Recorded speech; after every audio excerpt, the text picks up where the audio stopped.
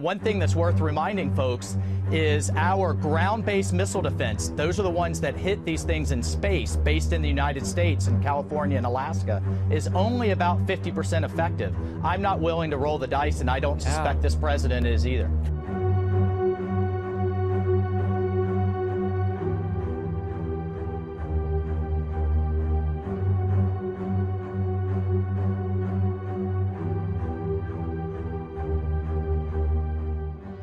Topic that could come up at today's news conference is North Korea.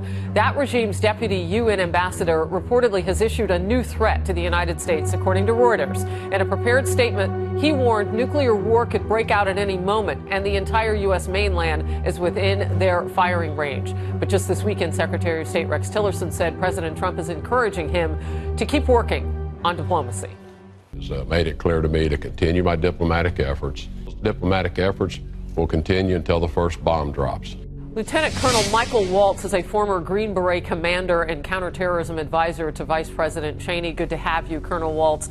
As you look at this situation, and we're hearing people like Ambassador John Bolton say, we are now at the point where the next move they make, we may have to respond to militarily.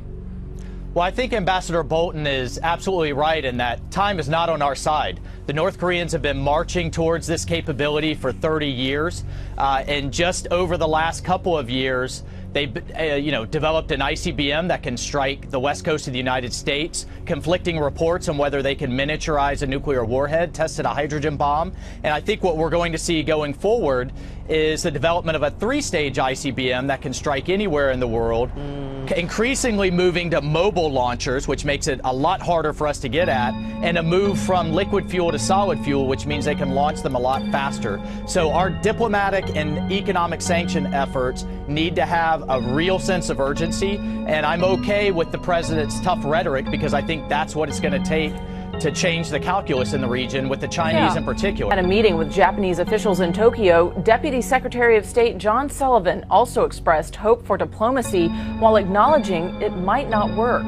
We must, however, with our allies in Japan and South Korea and elsewhere, to be prepared for the worst should diplomacy fail. Vice President Mike Pence did his part to assure Japanese representatives that the U.S. is ready and able to stand up to North Korea. The United States of America will continue to bring the full range of American power to bear on the regime in Pyongyang, as we hope to achieve through diplomatic and economic means a peaceable solution. All this happening as the U.S. and South Korea begin joint military exercises off the Korean peninsula involving fighter jets and warships.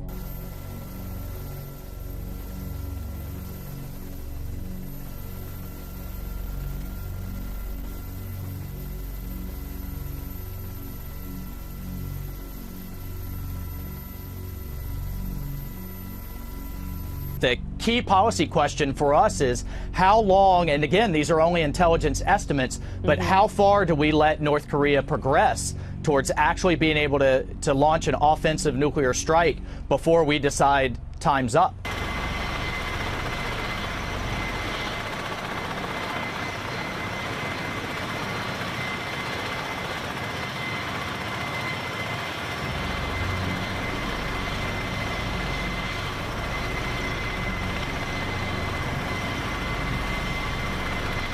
The president's critics have said that they have concerns that the president is escalating rhetoric in making things worse. You say what? Well, I say that actually the credible threat of military force is what makes our diplomacy effective. It's that belief with Kim Jong-un and the Chinese leader Xi that we will actually take this program out and take this regime out rather than accept some type of détente. It is that belief that is going to, I think, make them finally take action. The Chinese could choke off the North Korean regime economically tomorrow if it wanted to, but right now it sees this as a United States problem and a South Korean problem, not their problem. That's the dynamic that has to change. And, when you talk about those sanctions, you've got the UN sanctions, the Treasury secondary sanctions, the Chinese banking sanctions all together. How much difference are they making right now? Well, the Chinese are very good at kind of agreeing to things publicly, but then not actually enforcing. And so it's that enforcement piece where we have to hold their feet to the fire. And this, on the secondary side, that means we are actually sanctioning Chinese entities who do business with North Korea. I want to see us, on the diplomatic side, expand a coalition of others, Europeans, the Australians, Southeast Asia, that are also sanctioning those Chinese those Chinese entities. It's only when China feels the economic kind of pain from its business with North Korea do I think they'll actually take action. All right, let's talk about the military. Colonel Waltz, what does it look like if we do have to stick a foot in? Because it won't be a toe. It'll be a foot if we have to respond to something. Who gets on board? You just name those nations that are getting on board with sanctions, but who gets on board militarily with us? Well, listen, make no mistake, the military option is as awful as described. We will lose thousands, if not hundreds of thousands of civilians if war breaks out on the North Korean peninsula. And I think there are steps that we can take to change the security dynamic, again, from the Chinese standpoint, before we get to a preemptive strike. That is, we could reintroduce tactical nukes back into South Korea. We had those up until the 90s. The Japanese are looking at going offensive with their military, which right now is precluded by their constitution. So I think if China looks at the security landscape and sees things moving in a direction it doesn't like, again, it might finally take action. So, you know, I guess the worry is that China may take too long and that the clock is not really ticking the way it is for North Korea and China simultaneously. China can kind of sit back and feel the weight of the sanctions, but if North Korea just calls on a Wednesday and says, or doesn't, and does something without calling, that they're ready to go with their nukes, I mean, are the timetables going to link up? Can we wait for China to make a decision to get tough? Well, that is, Harris, the critical question, and what I would expect President Trump is going to be raising with Chinese President Xi in his Asia trip that's upcoming. And, you know, I can't imagine, you know, one thing that's worth reminding folks is our ground-based missile defense. Those are the ones that hit these things in space, based in the United States and California and Alaska, is only about 50% effective. I'm not willing to roll the dice, and I don't suspect this president is either. Look, I just want to bring up the point. We made a deal that far benefited Iran more than it did anybody else, including us, and we barely have eyes on what they're doing through the IAEA. We don't have the kind of eyes on North Korea and what they're doing. So are we even confident that we know where they are right now?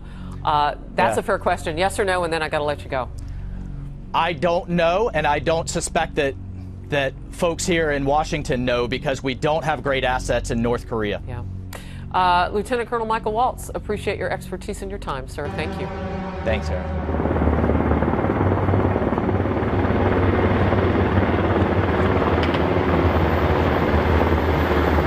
Right out of that window, they're just trying to shoot that helicopter.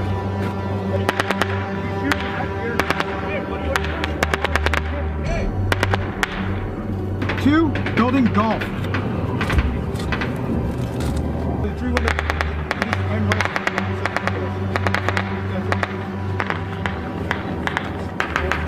Hey, we need fire on this building right here, man.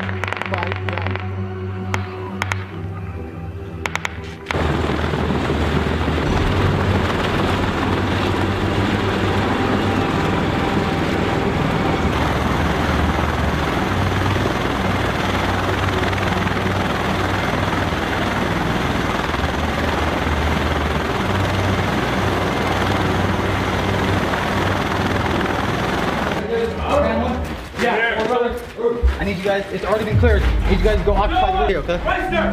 Yeah. I'm pushing over right now! Go ahead. There's like orange looking one? Reset back to Winder. Right now. Effective fire from building Sierra 1 to building Echo. Type 1 bomb target with 1 by ATP.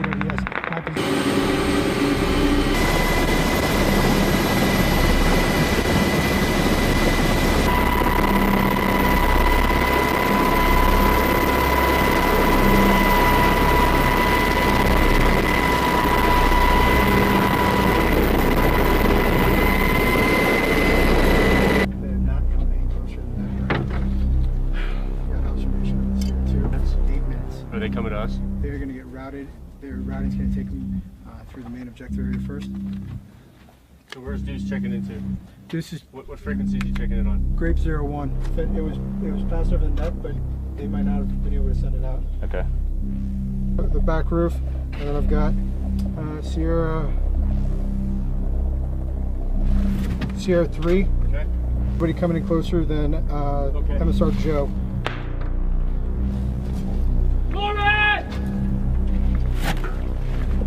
Hey, we just had a guy that got shot.